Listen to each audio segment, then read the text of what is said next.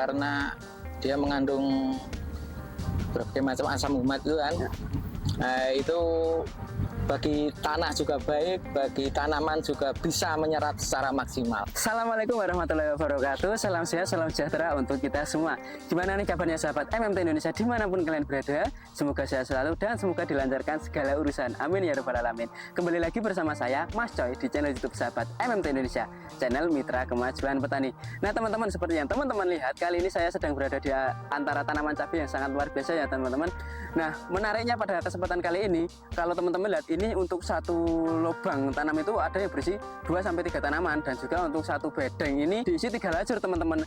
Walaupun dengan begitu pertumbuhan tanaman ini dapat tumbuh serempak teman-teman, dan mungkin yang teman-teman lihat ini untuk flora tanaman sangat luar biasa ya, berdiri kokoh tegak, dan juga untuk batang sangat keras, dan untuk daun teman-teman ini sangat hijau dan sangat lebar-lebar sekali teman-teman. Nah ingin tahu kira-kira bagaimana resep yang dimasukkan di tanaman ini seperti apa? Langsung saja tanpa berlama-lama kita masuk ke sesi wawancara.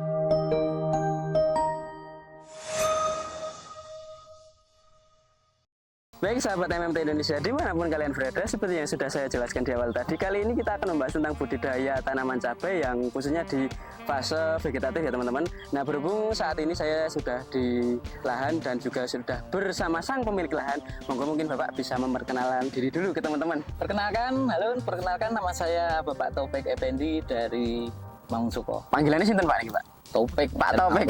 Siap. Pak Taufik dari Mangunsoko teman-teman ya. Jadi alhamdulillah pada kesempatan kali ini kita berkesempatan silaturahmi ke tempat Pak Taufik dengan tanaman cabai rawit nih Pak nih Pak. Betul. Di Mangunsoko ya Pak, Nggih. Magelang. Kalau boleh tahu Pak niki Pak, mungkin untuk awalan nih Pak, untuk saat ini niku tanam cabai varietas apa sih Pak? Ini varietas Sakti, Pandawa Sakti. Pandawa Sakti namanya nih Iya. Pak. Dan kalau boleh tahu saat ini udah usia pinten Pak? 60 hari Jadi HST. masih vegetatif ya Pak niki Pak. Iya, betul. Dan mungkin kalau saya lihat ini untuk menarik ya Pak, untuk satu lubang itu mungkin ada yang 2 tanaman, ada yang 3 tanaman, dan juga yang di satu bedeng itu diisi 3 lajur ya Pak ya. Belum itu Pak. Awalan mungkin Pak di proses pengolahan lahan. Kalau boleh tahu untuk lahan yang digunakan ini dulunya gimana Pak? Dulunya itu lahan saya pacul ya gitu istilahnya, terus dikasih pupuk biasa, pupuk kandang, pas itu dikasih pertipos sama dolomit saja, terus ditambah nanti ada power soil juga masuk sama kalbofit, kadang saya tabur bersama dengan kalsiumnya. Oh, dan kalau boleh tahu berarti untuk lahan ini lahan baru atau lahan bekas Pak sebenarnya Pak? Lahan baru. Oh lahan baru nggih. Dan untuk pengolahan lahan mungkin di awal tadi jenengan mengatakan dengan pupuk dasarnya kayak vertipos tadi ya Pak, Iya, vertipos, betul. terus ada pupuk kandang juga, terus ada dolomit ya Pak ya. Iya. Dan juga ada asam umat, klorofil ya Pak ya. Iya, Seperti itu ya Pak ya. Iya. Kalau boleh tahu Pak, topik untuk pengolahan lahan itu apakah jenengan ada perlakuan khusus nggak sih Pak di pengolahan lahan itu? Perlakuan khusus sih nggak ada, nggak begitu banget ya. Yang penting setelah mau tanam dikocor pakai power soil, asam umat itu masuk. Berarti untuk proses tidak ada perlakuan khusus mungkin ya Pak ya, Nggak proses ada. pengolahan lahannya sebelum tanam itu dikocor dengan asam umat power soil tadi. Iya. Dan menurut jenengan seberapa pengaruh sih Pak penggunaan power soil terhadap tanaman itu Pak? Pengaruh sekali, karena dia mengandung berbagai macam asam umat itu kan. Nah, itu bagi tanah juga baik, bagi tanaman juga bisa menyerap secara maksimal. Berarti mungkin yang jenengan rasakan dengan penggunaan power soil itu di tanahnya ya Pak ya? Iya. Di tanahnya itu bisa istilahnya penyubur, dan juga mungkin kalau untuk di pertumbuhan apakah ada efek mungkin Pak? Ada sekali efeknya, ada sekali dibandingkan sebelum saya kenal power soil itu. Nah, pas kenal, kok jadi kayak gini tanamannya, langsung istilah Jawanya itu del. Berarti untuk pertumbuhannya langsung del ya, Iya, teman-teman. Untuk perlakuan yang Pak Topik lakukan ini dengan pengocoran asam umat ya sebelum tanam ya Pak ya. Iya. Tadi yang dirasakan dengan di tanah itu mungkin sebagai penyubur tanah dan juga untuk pembinaan tanah mungkin ya Pak ya. Betul. Dan Ya. yang di tanaman, di efeknya yang dirasakan Pak Topik ini yang dulunya belum kenal power soil dan sekarang alhamdulillah kenal power soil itu pertumbuhannya bisa del-del lah, istilahnya cepat ya Pak ya. Iya, dibandingkan biasanya.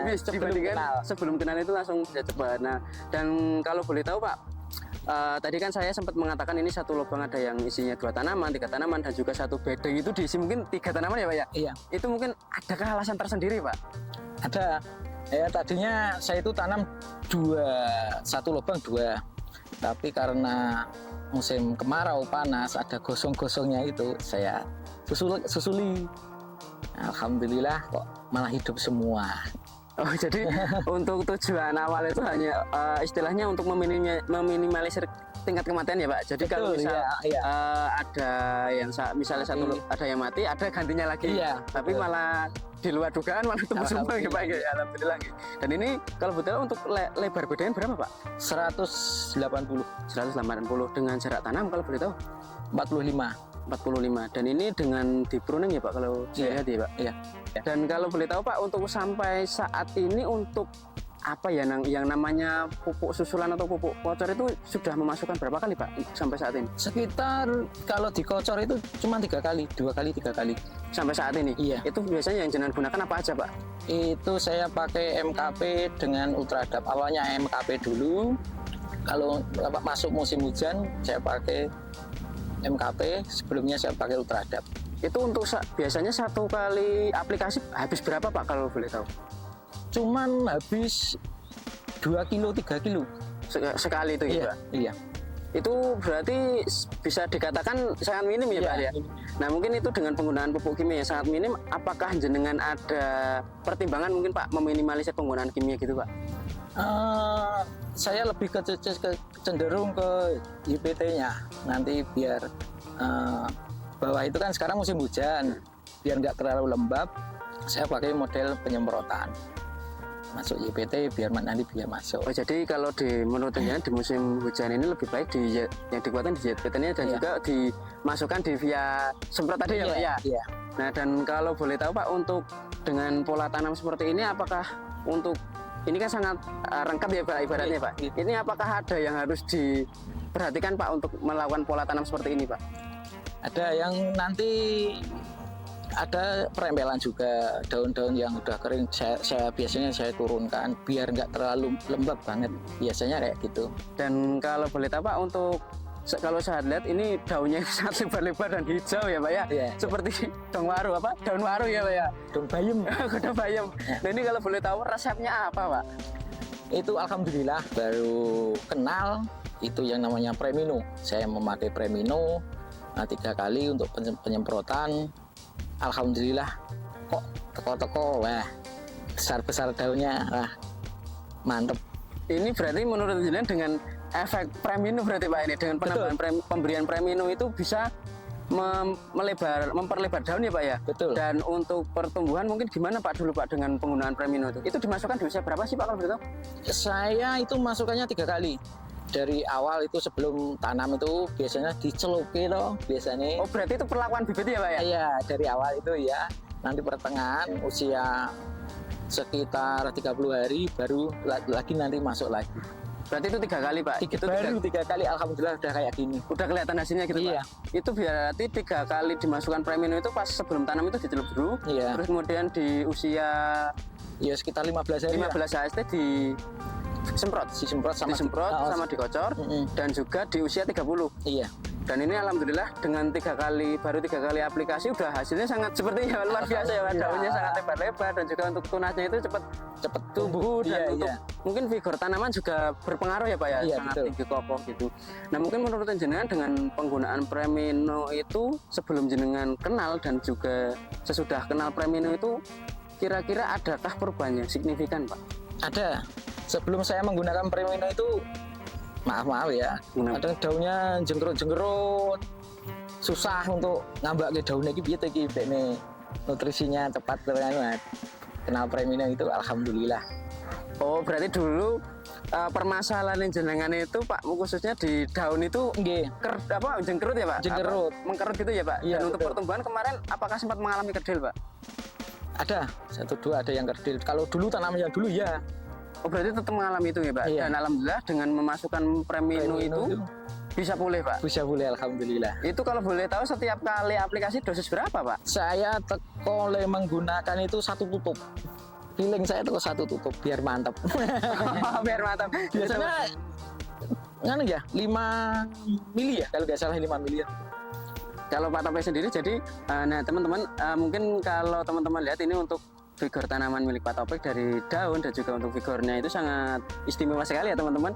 Sampai saat ini dengan usia yang masih 60 hari dengan pola tanam yang sangat rumpun luar biasa ini Pak, ini bisa pertumbuhannya itu bisa alhamdulillah kayak serempak gitu ya Pak ya, dengan itu penambahan premium tadi ya Pak ya, yang di awal tadi sempat mengalami daunnya mengkerut, mungkin Pak Topik sempat bingung ya Pak, ini kok mengkerut terus piye gitu ya Pak ya, kok untuk memperlebar daun ya, dan alhamdulillah saat ini bisa seperti yang diharapkan ya, daunnya lebar-lebar gini.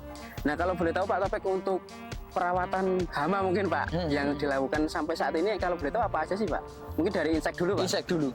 Kalau insek dulu saya memasukkan, kalau trip itu saya menggunakan Agrimek, menggunakan kadang ya Pegasus, kadang yang rendah itu ada Abasel juga ada.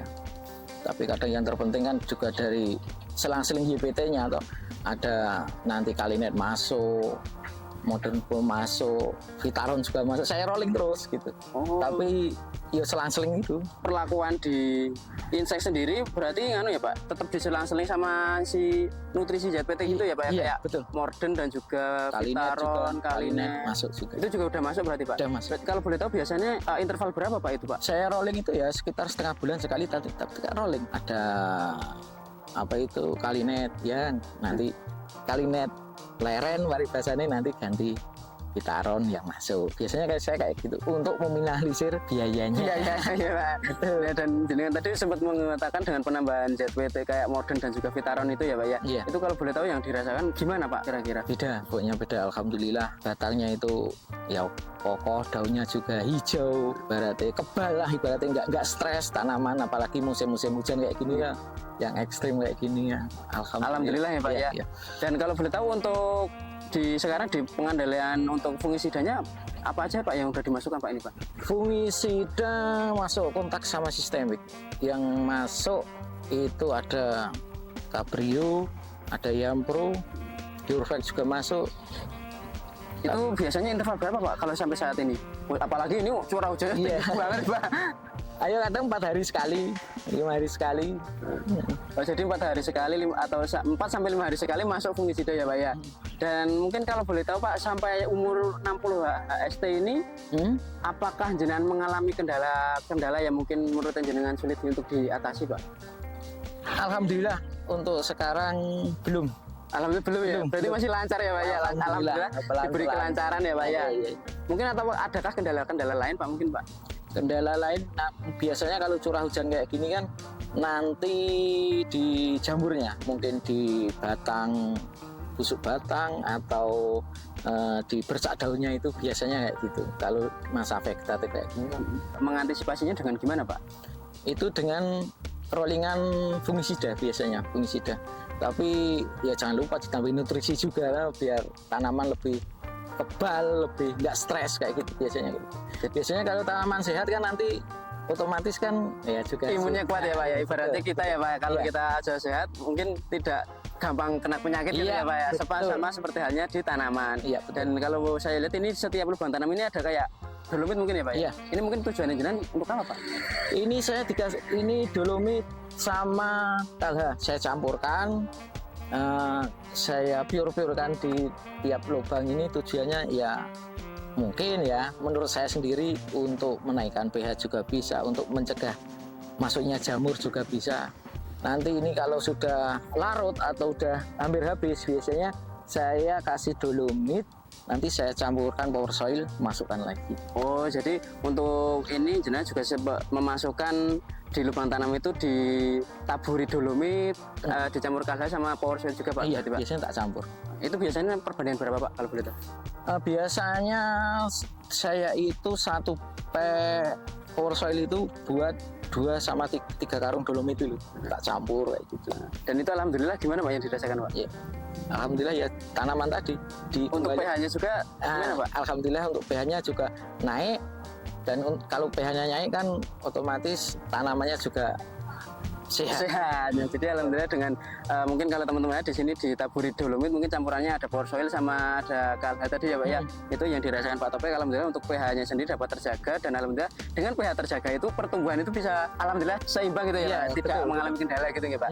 Nah mungkin terakhir Pak, mungkin menurut jenengan dengan penambahan nutrisi di tanaman seperti kayak Premino tadi atau Modern Volt dan juga ada nutrisi lain itu menurut jenengan seberapa penting sih Pak di tanaman Pak? Ya, kalau untuk nutrisi itu karena itu YPT berbagai macam seperti Vitaron, seperti Kalinet dan Premino juga.